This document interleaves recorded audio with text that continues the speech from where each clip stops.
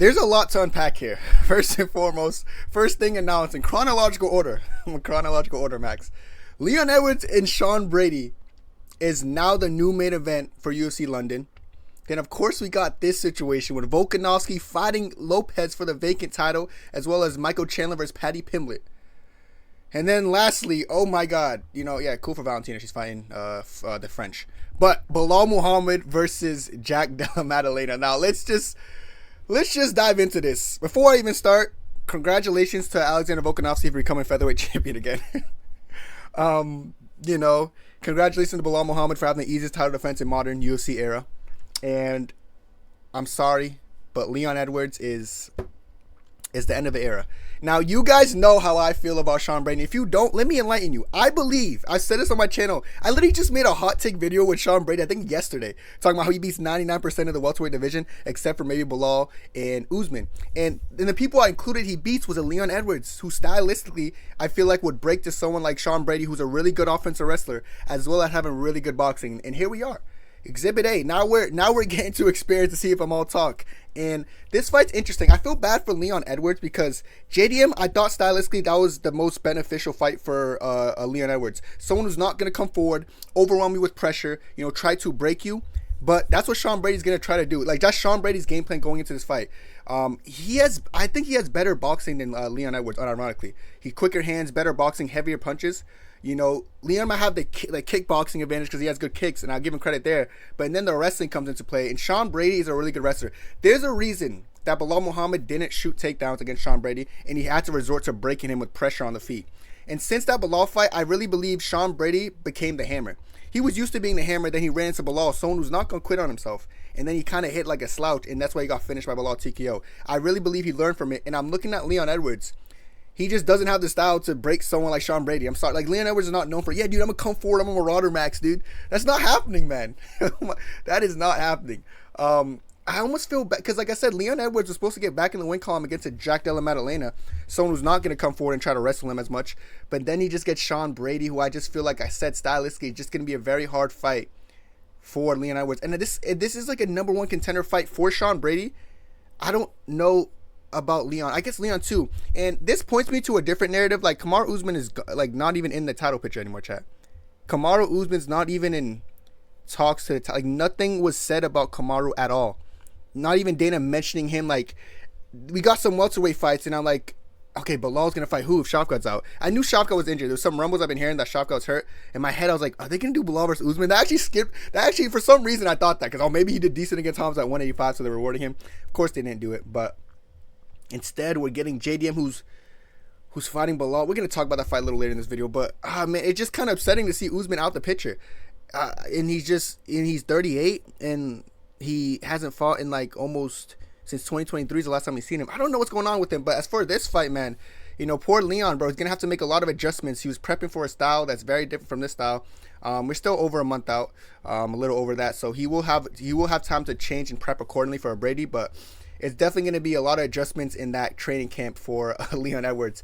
Prepping from a boxer to someone who can box as well, but also has that great wrestling base. Like I said, this fight early, I'm going to have to go Sean Brady. I think Sean Brady will probably break and overwhelm Leon Edwards. Now that we talked about this, because we had to talk about this, let's go to this fight. Specifically, I want to talk about... Let's start. We can start with Chandler Pimblett. Like, I know my cam's blocking the way. Let me move it a little bit. Let's talk about Chandler versus Pimblett. Let me tell you guys something. I wasn't biting at the bit for this fight. It's a cool fight. I know Chandler's going to bring it.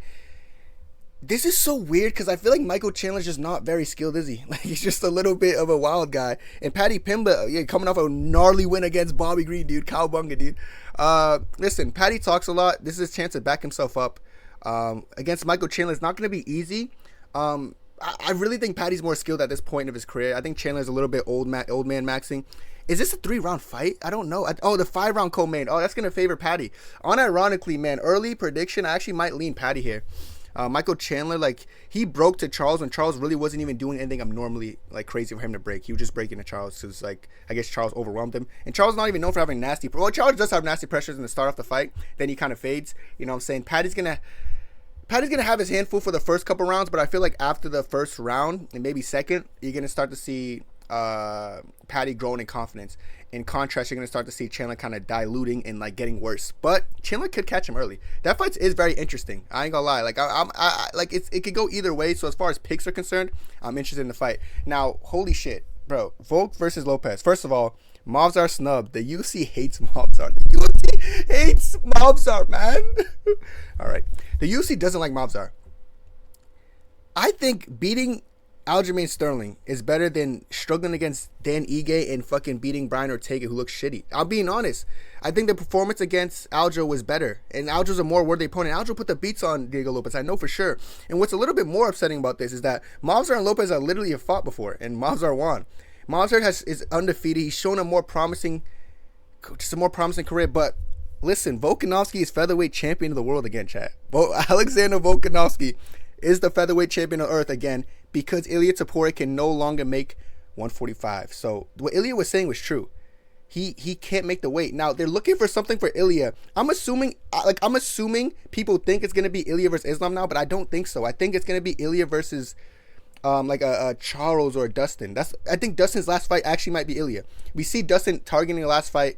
We see Ilia saying I'm done with 145. I don't think he's gonna get rewarded with the automatic title shot. Like he probably should, but I don't think he's gonna be rewarded with it because I don't think Islam seemed interested in that fight. And people are going to paint the narrative that Islam's ducking because even though on paper Ilia doesn't deserve it, but like of course I would want to see it. I don't care. I'd be happy to fast track Ilia. But as long as Islam gets to move up and fight someone else after that fight, I'm cool. Now Volkanovski, man, I can't believe he's going to be champion again. I actually, in my wildest dreams, I've never really seen this because I always had the illusion that he's going to have to go back in there against Ilia. Now, Lopez is going to be dangerous in the first couple rounds, and that's his only chance of beating Volk. I've said this before. Volk is going to, like, masterclass this guy. They're not close in skill. Diego Lopez starts really strong for the first round and a half, and then he fatigues in 3-round fights. In a 5-round fight with Volk, forget it, dude. He's probably going to get finished. He's probably going to give up on himself, like some old Charles Oliveira back in the day used to do.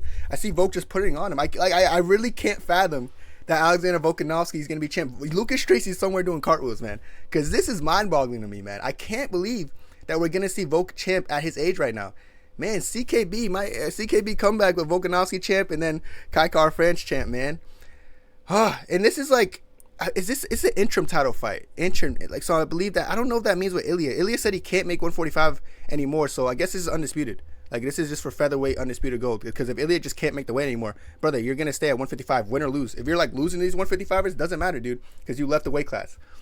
So, yeah, happy for Volk. And Volk just is going to, I think Volk's going to weather the storm pretty well in the first round. Like, Lopez does come out swinging pretty hard. He's going to try to, like, impose his dominance on Volk. But I don't see Volk folding, man.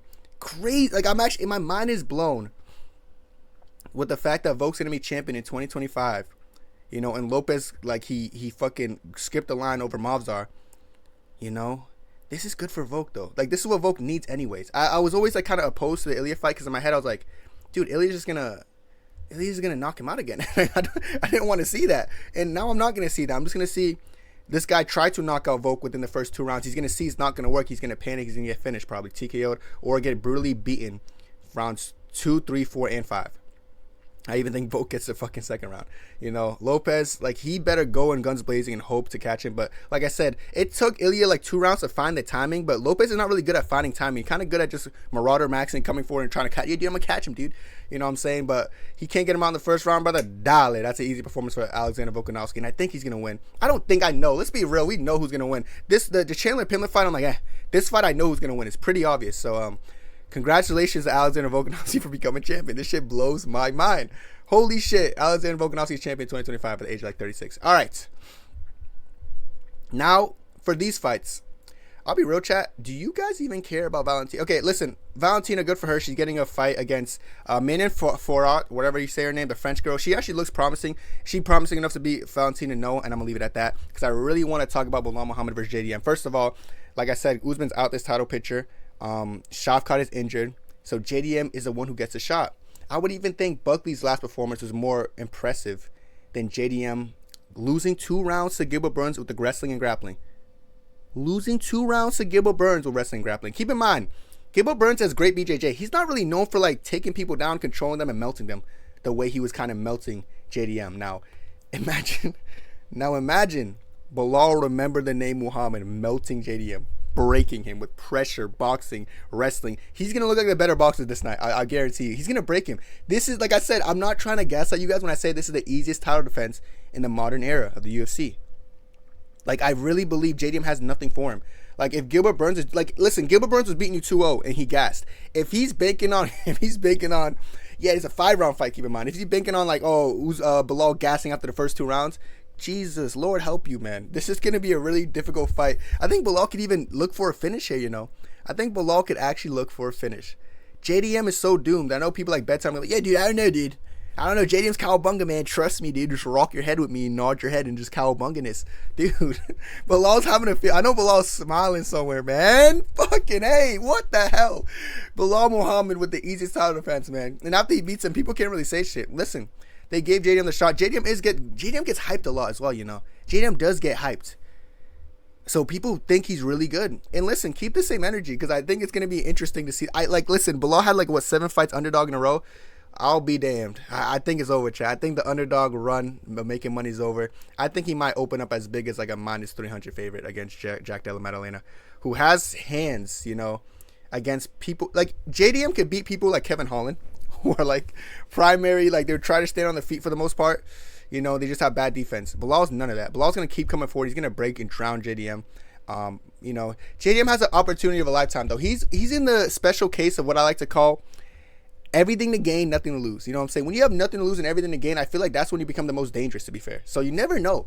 Like, JDM, he could shock a lot of... This is going to be the first time in history if Bilal loses, someone shocked the world. You don't ever hear that. Yeah, dude, Bilal lost. Oh my God, I can't believe the other guy shocked the world. You don't ever... It's always the opposite for Bilal being an underdog so frequently in his life that, you know, if he wins, he's shocking the world, and now it's just reversed. And it gives me a weird gut feeling because I'm like, what does that even mean? Is the universe trying to play us, gaslight us? You know, like, what's going on? And does JDM even? I think Buckley would even be more. I'm not even trying to hate. Like, there's people in the welterweight line that I could look at and confidently say I just feel like they would do better stylistically against Bilal or challenge Bilal. And I'm not mad Bilal's not getting challenged. Listen, he's getting challenged. At the end of the day, JDM's a great opponent. You know what I'm saying? But of course, they couldn't make Leon go and fight Bilal for a rematch. So that's why they ripped JDM after the Leon fight and then they put JDM against Bilal. You know, but it's weird, man. It's weird. And 315 is not complete. I hope they put Usman versus Buckley because, like I said, the welterweight weight class, we got to figure out what Usman's doing. And Buckley, why Usman and Buckley not get booked for 315 in this? I know it's probably gonna get booked later on, but why was it not ready today? Is someone hurt? Is Usman's knee still bothering? What's all right? Let me stop. What's going on though? You know, that kind of frustrated me. But overall, this is one of the craziest announcements ever, and the fact that we know Ilya's done with 145, you know, that's another big thing. So much moving parts here. Damn, bro. Like, Sean Brady's gonna put Leon down under, no pun intended. And then we got someone like Volkanovski becoming champion again out the blue.